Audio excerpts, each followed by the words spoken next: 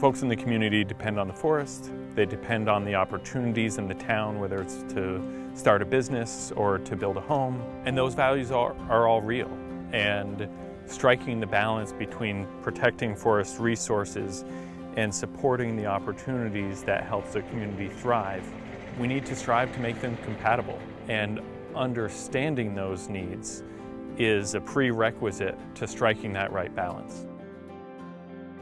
The planning process is identifying goals and values and shared commonalities amongst those in your community and with your neighbors. And so it's really important just to hear the voices of everyone and making significant effort to reach out to those that are typically not in the room at your regularly scheduled programs. But try to identify those places where people are gathering in your community and go out and talk to people about it. And that can be really informal, and it can be a great way to have conversations that aren't necessarily focused on a particular rule or regulation. We ran a number of events. We did a paddle along the Winooski River with naturalists talking along the way. We had the county forester come and do talks for landowners and how they can manage their land to make it more friendly to wildlife. We had a few classes with school kids. We did a number of videos with our local community TV station. We did a couple bird walks, bike rides, just a number of ways to get people connected. The first task that we talked about doing was community engagement. And I said, I know I can get at least 10 people there, because I knew 10 people on my road. So I thought, we can do this, right? It's not that hard. And I went literally walking down the road, talking to my neighbors, going, please come. So I had a lot of neighbors who participated, but then we published it on Front Porch Forum. Well, it turns out food is a huge motivator. So we had our first community engagement meeting at Smiley, and I think we had like 100 people come. It was unheard of.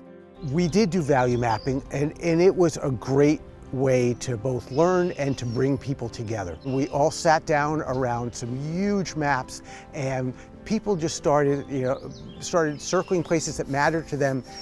And even on those tables where we had people that did not agree with each other on many things, when they started seeing that they both liked a certain area for the view, or because they went hunting there, or because they like to walk their dog there, they actually started talking together. It was a great chance to learn from everybody and to see what matters to all of us.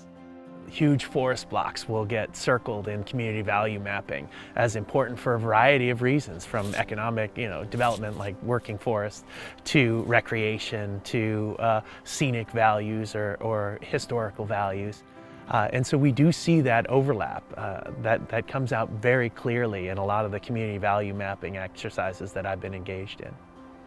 In many places where you're doing work around large forest block habitats, there are not a lot of owners because they're large forest blocks, and they may be very large parcels.